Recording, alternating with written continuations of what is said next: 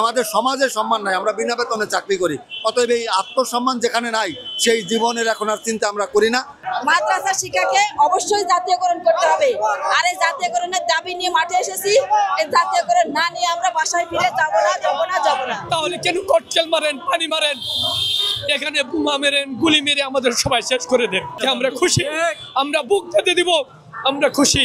লাঠি ফেটা করছে, তারপর লাথি মারছে, বুকে লাথি মারছে এবং জল কামান মারছে, টিয়ার গ্যাস মারছে, সাউন্ড গ্রেনেড মারছে। আমাদের 728 কোটি টাকা বাজেট আছে, সেই 728 কোটি টাকা বাজেট সেইটাও যদি দেওয়া হয় তাহলেও 7000-এর উপরে মাদ্রাসা এখানে জাতীয়করণ করা সম্ভব অথবা এমপিওভুক্ত করা সম্ভব। আর দাবি নিয়ে টালবাহানা করার সুযোগ নেই।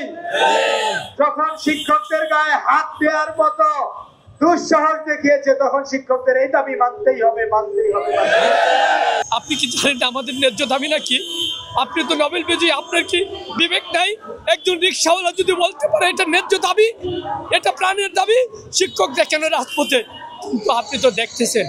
আমি মনে করি এই অনাহারিত, এই কষ্টে নিপীড়িত শিক্ষকরা যে আজকে না খেয়ে আছে এবং 17 দিন যাবৎ, আপনারা দেখেন বিনামূল্যে যারা খাবার দেয়, এই শিক্ষকদের খাবার দেওয়ার ব্যবস্থা করতেছে।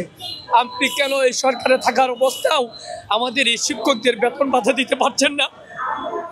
কেন দিচ্ছেন না? এটা আমার জাতির কাছে প্রশ্ন। আমি মনে করি অনতি বিলম্বে আমাদের এই দাবিকে মেনে নিন। সামনে বার্ষিক পরীক্ষা, সমস্ত শিক্ষক আমরা যেন প্রতিষ্ঠানে গিয়ে আমাদের ছাত্রদেরকে পড়াইতে পারি, আমরা যেন হাসি মুখে যেতে পারি। পরিবার পরিজনের কাছে আমাদের এই কলঙ্কিত মুখ আর দেখাতে চায় না। তাহলে কেন ককটেল মারেন, পানি মারেন, এখানে বোমা মেরেন, গুলি মেরে আমাদের সবাই শেষ করে দেন? তাতে আমরা খুশি, আমরা বুক পেতে দিব, আমরা খুশি। আমাদের আর কত কাঁদাবেন, আর কত অনাহারে রাখবেন? আর এরকম খাওয়ে পুষিয়ে পুলিশ বাহিনীদের শক্তি দিয়ে আমাদের মারবেন না খেয়ে আমরা পড়ে আছি।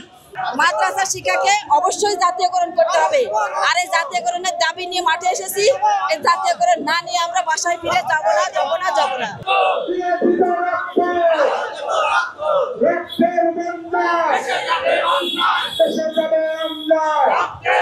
বিনা বেতনে চাকরি করে তারা হতাশা নিয়ে মারা গেছে, কিন্তু আমাদেরকে শুধু বারবার আশ্বাস দেওয়া হচ্ছে, কিন্তু আমাদের করা হচ্ছে না। আমাদের এ পর্যন্ত আমাদের নীতিমালা গেজেট আকারে প্রকাশ হয়েছে।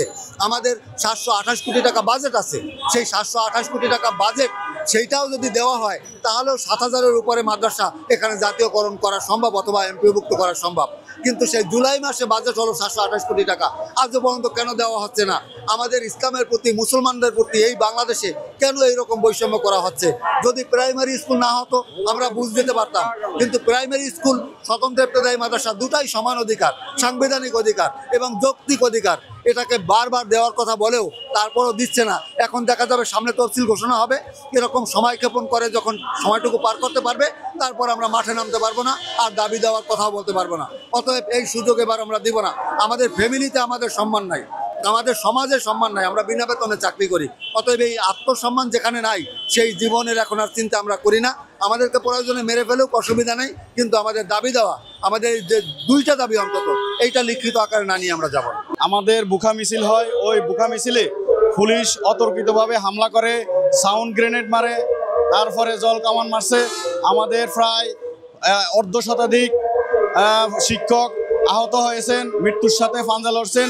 তারা এখন ঢাকা মেডিকেলে, বিভিন্ন মেডিকেলে চিকিৎসাধীন অবস্থায় আছেন। আমাদের এই সমাবেশ স্থল অনেক আহত ব্যক্তি এখনো শুয়ে আছে, আর যারা বেশি মুমূর্ষু রোগী তারা এখনো চিকিৎসাধীন অবস্থায় আছেন।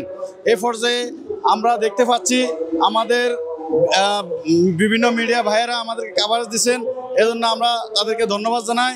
আমাদের যে নির্যাতন, 40 বছরের বঞ্চনা থেকে আমরা মুক্তি চাই। আর যদি আমাদেরকে আমাদের পূর্ব ঘোষিত যে জাতীয়করণের ঘোষণা দেওয়া হয়েছে 28 জানুয়ারি 2025 সালে, সেই আমাদের দাবি বাস্তবায়নের লক্ষ্যে আমরা আমাদের এই আন্দোলন চালিয়ে যাব। আমাদের এই আন্দোলন অব্যাহত থাকবে যতদিন পর্যন্ত আমাদের এই দাবি পূরণ না হবে। লাঠি ফেটা করছে, তারপর লাথি মারছে, বুকে লাথি মারছে এবং জল কামান মারছে, টিয়ার গ্যাস মারছে, সাউন্ড গ্রেনেড মারছে। বিভিন্নভাবে মানুষ আহত হয়েছে, কারো কান, কারো পায়ে আহত করছে, গুলি হয়েছে।